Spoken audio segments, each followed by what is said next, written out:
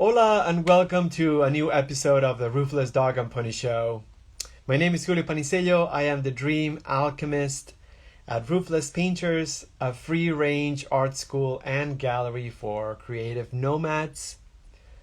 In each episode, we feature the theme of our next painting collection, so you can learn what we will be painting next and also find out the reason why.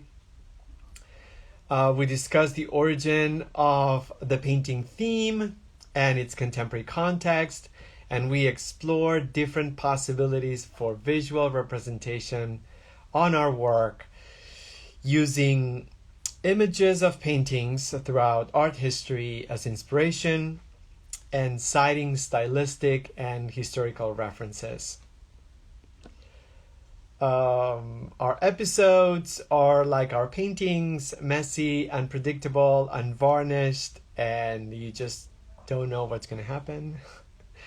And all episodes can be found as video on Instagram and on our YouTube channel. You can also find them as podcasts on any podcast platform. So you just have to type the Ruthless Dog and Pony Show, and then you will find a bunch of our episodes. And you're welcome to contact us with any questions or comments about this episode. In case you want to contribute your notes, your experience, your knowledge, so you can make the presentation, the episode better. So this week we read, let me just pull the article. Hold on one second. Yes, so the Smithsonian Museum acquired a collection of rare photographs from the first African American studios. So there were a few articles mentioning the acquisition, and there were a few images of the photographs. So we're going to start by sharing the photographs, and we're gonna use daguerreotypes. I think that's a technique that was used at the time, and it was a very interesting historical process because these photographs date from the late 1800s, mid 1800s to late 1800s. They were not the first daguerreotypes that were produced, but photography, commercial photography at the time became quite popular. And there were some who used photography to create essentially racist propaganda because of the objectivity that photography represents. Essentially, the fact that they were able to capture reality. There were a few not so nice people that use this medium not in an artistic way, but in a supposedly scientific way, and they started a campaign showing images of minorities, and in this case African Americans, not under a very nice light, let's just put it this way. So what's interesting about or correlating at the same time was the fact that there were a lot of African American photographers that had studios, that they actually not only they just provided services for people, but they also started pushing forward photographs, portraits of their community to fight or push back or fight against the racist propaganda that was coming out after this medium was introduced. And the Smithsonian was able to actually acquire a collection of a few photographs from that particular time. So the collection, there are 286 pieces. The collection belonged to someone named Larry J. West, and So they classified the group of photographs into three categories. One of them, one category was portraits of abolitionists. This particular collection had like photographs of white people that were abolitionists at the time, and also people associated with the Underground Railroad, and the women who helped Americans flee to free states and Canada. There were also another part of the collection are pieces of jewelry that have photographs incorporated, brooches and bands and hats with some mementos consisting on photographs. So really interesting. And the reason why was essentially we're going to use images of daguerreotypes as inspiration for a portrait series. There is something really exquisite and beautiful about the chemical process turning light into an image in which the chemicals affect the coloring of the supposedly monochromatic image. So we're going to practice some portrait themes, talk about anatomy, facial features, but at the same time pick up some perhaps color intuition and make a suggested color palette for these portraits. And I'm going to show you a couple of images of paintings by one contemporary artist who actually used images, not daguerreotypes, but other images that I'm going to talk about right now because I find that this is something that it's very important and very interesting. So I'm going to show also some daguerreotypes. This is one of the brooches or pins that was also part of the collection. And the Smithsonian collection now. And also this is not part of that collection, but we will bring daguerreotypes taken by black photographers at the time.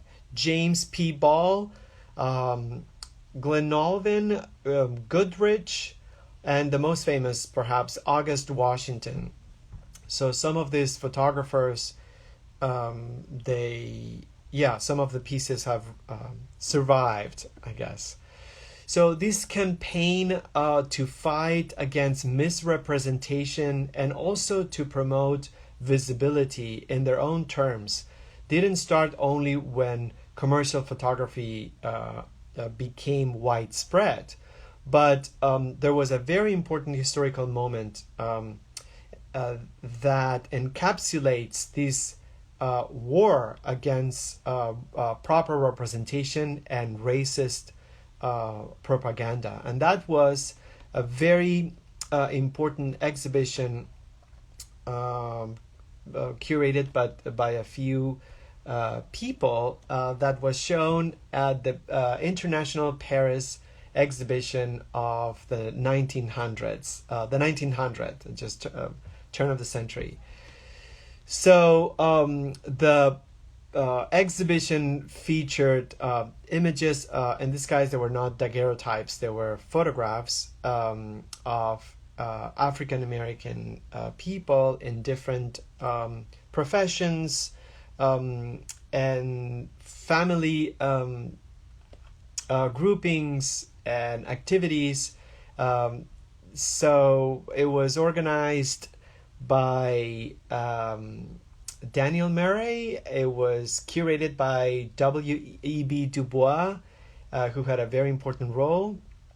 Congress dedicated $15,000, which at the time was a lot of money, to fund the exhibition. And a lot of a lot of these people sent letters to their communities in different states in the U.S., and they told them that they were going to do this and that they were going to take pictures of them. And it was also accompanied by documentation.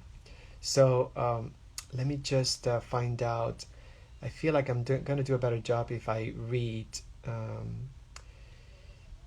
this. How many things were inside?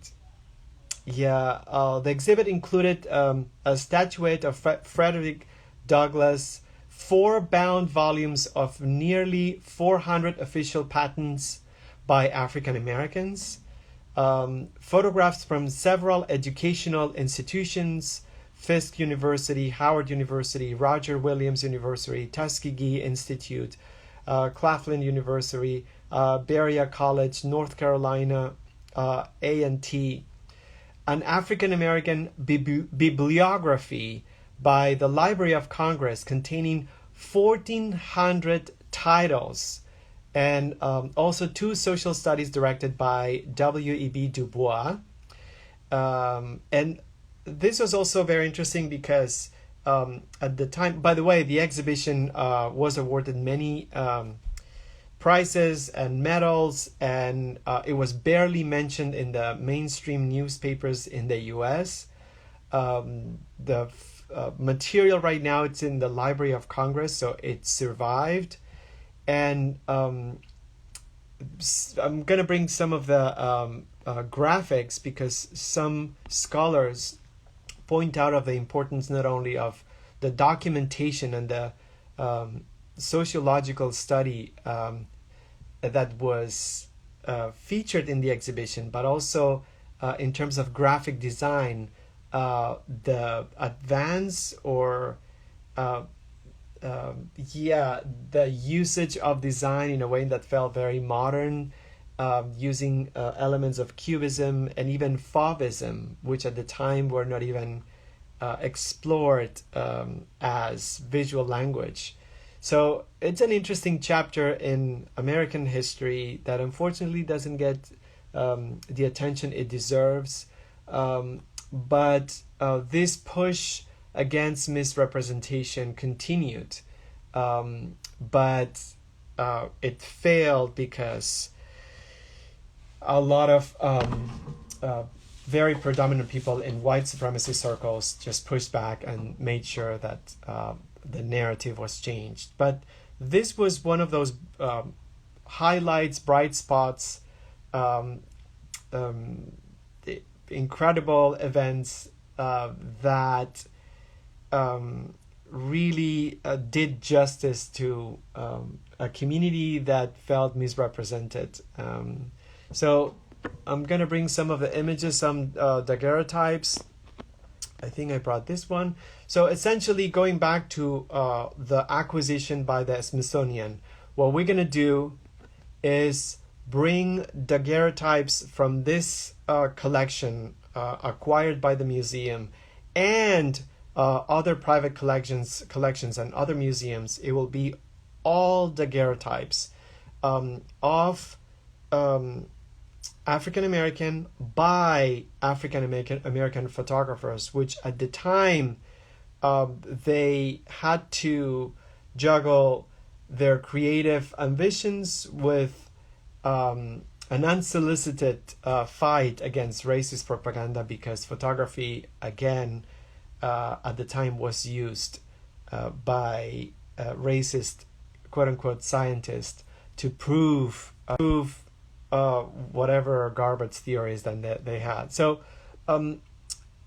we're also going to try to bring images of daguerreotypes with their beautiful frames. There's something about the object, the relic, that feels really nostalgic and aesthetically romantic. So it'll be photographs with their typical daguerreotype frames. And finally, I think there's this one. Oh, I think I showed this one.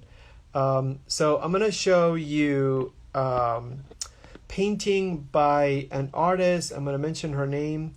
Her name is Joyce Owens, And she did exactly what we're gonna do. She got inspired by the photographs in the 1900 Paris exhibition, not daguerreotypes, just like plain photographs.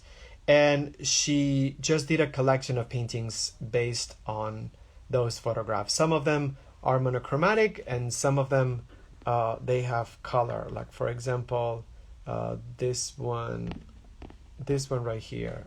She used blue on that photograph. So these are visual examples of what we're gonna do this week. Please join us tomorrow, Friday.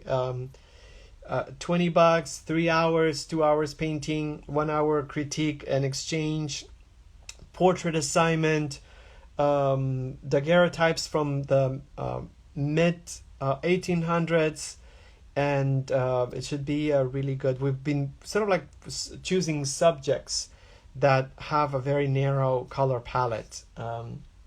So I think we're continuing this opportunity to practice values and also to continue being fluent with portraiture, because there are a lot of elements in portraiture that are important to practice and bring attention to. So yeah, link is in the calendar. We're going to send an email also with a link, but we hope you join us. And that's all. Thanks so much for joining us. Bye.